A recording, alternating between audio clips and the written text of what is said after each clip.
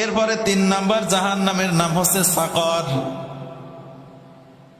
আল্লাহ রাব্বুল আলামিন বলেন, ওয়ামা আদরাকা মা সাকর। আল্লাহ রাব্বুল আলামিন বলেন, হে নবী, তুমি কি জানো এই সাকর নামক জাহান্নামটা কি? তুমি কি জানো যে এই সাকর নামক জাহান্নামটা কি? এর ভিতরে শাস্তিটা কেমন হবে?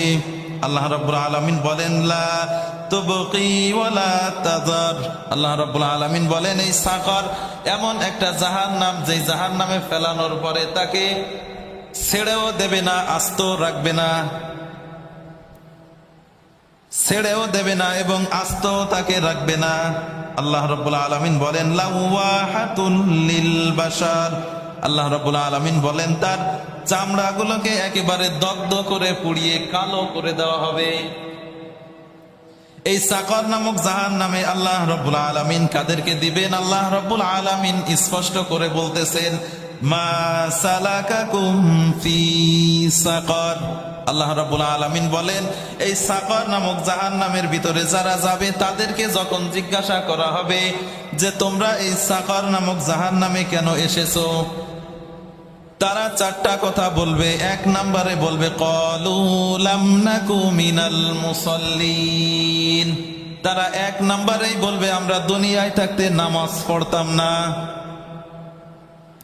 একটু চিন্তা ভাবনা করে বলেন, এই কথা কি কোনো ইহুদি খ্রিস্টান বলবে? বলবে যে নামাজ পড়তাম না, এই জন্য আল্লাহ জাহান্নামে দিয়েছে? বলবে? এই কথা বলবে আপনার আমার মতো মুসলমান নামধারী মুনাফিকরা, মুসলমান নামধারী ইমানদার, এই ইমানদার নামধারী বেঈমান যারা নামাজ পড়ে না, আল্লাহর হুকুম মোতাবেক চলে না, তাদেরকে জিজ্ঞাসা করা হলে তারা বলবে 1 নম্বরে আমরা নামাজ পড়তাম না। 2 নম্বরে ওয়ালাম নাকু নুতঈমুল মিসকিন।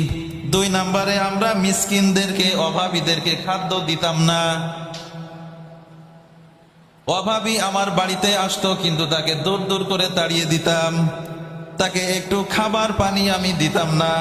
এই জন্যে আল্লাহ রাব্বুল আলামিন এই সাকর নামক জাহান্নামে আমাদেরকে ফেলেছেন। 3 নম্বরে যে কারণটা তারা বলবে, ওয়া কুন্না নাখুযু মাআল খাইদিন।